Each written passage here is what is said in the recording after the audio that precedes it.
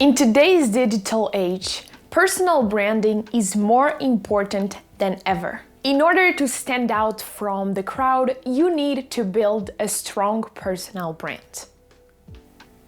And creating content can help you do just that. In this video, we will discuss how to leverage your personal brand with content marketing. These 5 strategies will help you build a strong brand that is consistent with who you are across several social platforms. The first step is to define your USP. This stands for unique selling proposition. And really, your USP is what makes you unique and really makes you stand out from the competition. And the goal of the USP is to define the what, the how, and the why. So what do you provide, how do you provide it, and why is it unique? And the best part is, after having your USP, you will be able to create content that really matches your goals and is aligned with the overall meaning of your personal brand. For example, if you are a travel blogger, your USP could be this: I offer cheap and fun travel tips for people who are on a budget but still want to have the best time. And this is unique because you are speaking with a very particular audience.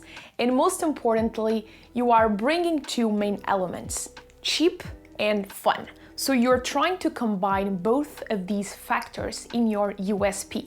And this is what will make you unique. The second step is to define some initial goals. It's quite important to define exactly what you want to achieve with your content marketing strategy.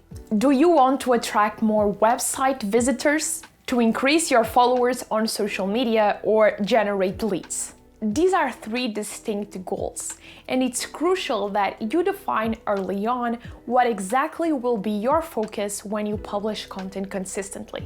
And so obviously, if your goal is to attract more website visitors, you also need to have content on your website that is strong and really meets the reader where they are.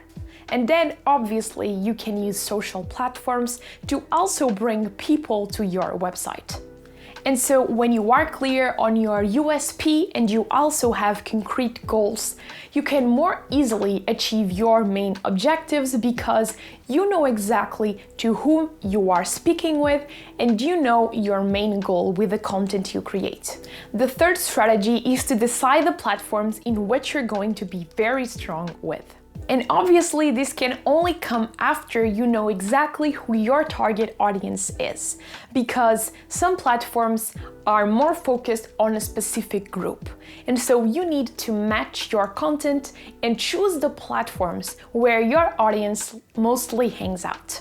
And additionally, this will determine the format of your content. So obviously, if you're choosing YouTube, you are going to embrace the video format. But if you choose LinkedIn, perhaps a text format is more appealing. And when you have the clarity of what you want to achieve, it's way easier to determine the platforms and also the type of content you are going to create. And going back to our travel blogger example, you probably want to be on Instagram because it's much more of a visual platform where you can share your experiences. But you can also be very strong with a personal blog that focuses on attracting visitors from Google searches, where you can also share your experiences, but this time using more of a written format. And so the goal is really to match both the type of content you like to create, so whether it's video format, it's long posts, it's very short captions, or perhaps an ebook or an infographic, you can then match the platform that mostly embraces that format. So Instagram could be visual images, YouTube for videos, and LinkedIn for text. And after having this awareness of what you like to create and the platforms, you can decide exactly where you're going to show up and really engage with your readers. However, there is a catch. You must choose the platforms where your target audience mostly hangs out. Otherwise, you will hear crickets every time you hit publish. And so the ideal combination is to choose the formats that you like, to publish them on the platforms that make more sense, but also to have your audience on those platforms. Now, the fourth step is to define a simple content strategy. This content strategy should include the topics you're going to talk about, the format, and also the frequency. And if you want an extra challenge, I also recommend you to think about content distribution. I've talked about it on a video, so you can check it here. But essentially, content distribution just means distributing a piece of content once that's originally created. So if you publish a blog post, you can then distribute it to your email list. You can create a very interesting infographic to share on LinkedIn, and perhaps a very attractive visual image to share on Instagram. And this is very helpful because you are leveraging an initial piece of content that took you quite a while to create, and you are distributing across platforms. So you are increasing the number of people that will see your content. And once you have this strategy defined, it's quite important to measure the results. So you want to know exactly how your content is performing. Are you able to bring in visitors to your website? Are you generating leads? Are you bringing in more followers, more visitors, and so on? So it's obviously crucial to measure so you can then adapt and improve your strategy. My number one thesis is producing content at scale right now. It is such an opportunity. I couldn't, I'm gonna beat this horse until not only is it dead, but it's buried and I throw a bomb on it. And the fifth strategy is to encourage you to develop a schedule for posting your content. And I know I've mentioned post frequency in this step before, but I think this is very important, especially if you're trying to build your personal brand. When you define beforehand how many posts you're going to publish and where, this helps you to become consistent.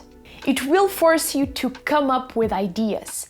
It will make you engage more with the process of content creation, and it will bring in more results for building a personal and strong brand. After all, people like to know what to expect from others. And so if you stick to a schedule, your audience will become used to it, and they will know that your content comes out every Monday and Wednesday at 11 a.m. And in essence, consistency is key for any endeavor, especially if you're trying to build a consistent and reliable brand. And for me, something that personally really helps me out to stay consistent is to have at least 1 week of content planned ahead. This helps me because yes, some days I might sleep through, but at least I already have content that is going to be published on that day of the week. So this is really a tip that will help you become more consistent as well. And if you like this whole idea of content strategy, I highly recommend you to check this video where I'll go much more in depth about it. But if you're just starting out, I don't recommend you to embrace now every single step of the strategy. Just make sure you are clear on your unique selling proposition, you know your audience, you know where they hang out and what type of content you should be creating to help them out and to establish yourself as a strong personal brand. And if you want to use LinkedIn to establish yourself as a personal brand, I highly recommend you to download my checklist that is on the description on this video. Make sure to subscribe to the channel, and I see you in other videos.